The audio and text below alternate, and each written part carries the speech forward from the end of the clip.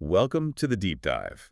This is where we take source materials, really dig in, and try to pull out those key insights for you. That's the goal, get right to the heart of it. And today, well, we're diving into something pretty intense. It's the lyrics from a YouTube track called Vile by an artist known as Iceni. Right, and our mission really is just to unpack these words, look at the themes, the language, the whole persona being built here. Yeah, and just a heads up for everyone listening, this material is, it's raw. It doesn't pull any punches. Not at all. These lyrics, they feel designed to hit hard. It's less about just description and more about creating a visceral feeling, an atmosphere. Definitely. How the words themselves shape your perception. Exactly, the impact they're meant to have. So let's get straight into it. Reading this, the first thing that just jumps out is this constant theme of, well, violence, dominance, aggression. It's everywhere. Absolutely, it hits you right from the start. Like that opening line, I see the drill scene's fucking antichrist. Yeah. I mean, that's quite a statement to kick things off with. How did that set the scene? Well, it immediately establishes this extreme level of aggression, almost blasphemous.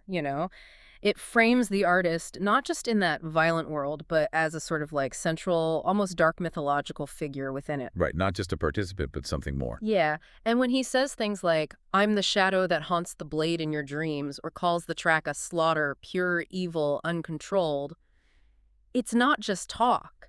The language feels like it's trying to embody that violence, to project this almost supernatural, unstoppable force tapping into those deeper fears. Yeah, it sets up this feeling of, like, inevitable confrontation. And it's not just vague threats, is it? He brings in specific, real-world places. That's what's really striking, I think, how these actual locations get twisted. Yeah, so they become these, like, dark, menacing backdrops, anchoring the terror geographically. What does that do, you think, when familiar places get painted this way? It's really effective psychologically. It takes something you might know, something potentially normal, and makes it deeply unsettling. You get the sense that the danger isn't far away, it's right here. Like that line, "Norfolk's my abattoir where your soul gets sliced." An abattoir. A slaughterhouse. For Norfolk. Wow, yeah? Or, Thetford Forest, my crypt, where I skin you alive. Exactly. These places aren't just settings, they're part of the violence in the narrative. It makes the threat feel so much more tangible, less abstract, almost inescapable if you know those areas. Definitely. And there's more like King's Lynn on the Reaper's Gruel chest, and from Thetford to Crow, and the King of decay. Yeah, even Norfolk Hell, where your dreams won't survive. It's like he's claiming these whole areas, turning them into his domain of, well, dread. It really implies this force isn't just passing through, it belongs there, it permeates the place. And rooting it geographically like that, it just reinforces the whole thing, makes the claims feel grounded, even the really out there ones. So building on that, let's talk about the imagery itself. The language used to describe the destruction, the control. It's incredibly vivid, often, quite grotesque. Oh, absolutely. It's unflinching. When you read something like, "Rip your psyche to shreds, hear your mind's torture screams," what's the purpose behind being so graphic? Well, it seems pretty clear it's about instilling fear, Right. but also asserting total, undeniable control. It's psychological. Right. Think about eat your corpse, leave their corpses to feast, or your throat, watch your life drain quick. These aren't subtle hints. No. They paint a picture of complete annihilation with the artist figure totally in command.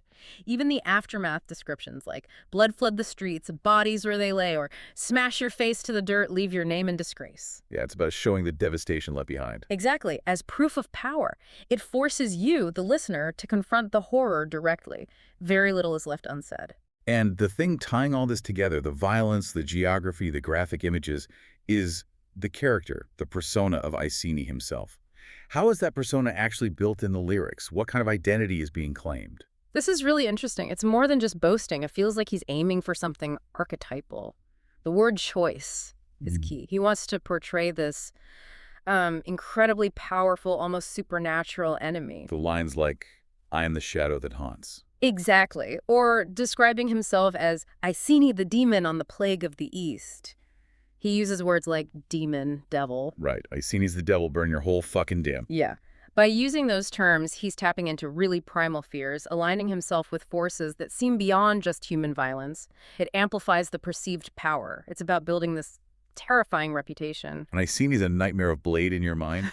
Also, iceni the venom, the terror that creeps. It's Yeah. like the name itself becomes this symbol of something almost mythical, something dreadful. Why go for that non-human angle, do you think? I think it creates this persona that feels, invincible, unshakable. The impact isn't just fear, it's that sense of inevitability. If you're up against a demon or a nightmare, where do you even start? Right, it feels inescapable. Yeah, it's not just a person threatening you, it's like a force of nature, almost this cosmic entity of destruction. It's extreme hyperbole, but that's common in some music genres to really amp up the emotional hit. And then to really cement this persona, there's that outright rejection of, well, any kind of normal morality or empathy. Absolutely. It's made very explicit. Zero ambiguity there. That line, no mercy, no God, just my blaze wicked him, that really sums it up, doesn't it? It does. It reinforces the darkness, the relentless nature of this character.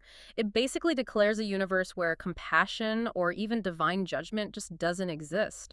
Only this destructive power. It's a statement of just absolute, unapologetic power.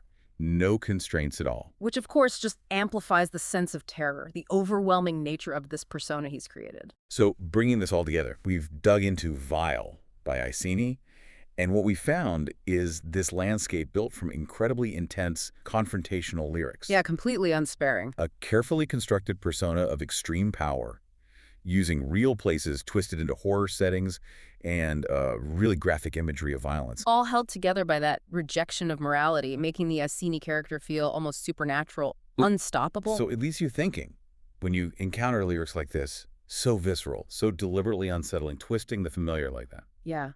What does it make you consider about, say, the limits of storytelling? Or maybe just the raw power words themselves have to shape how we feel, how we perceive things, and to trigger something really primal in us?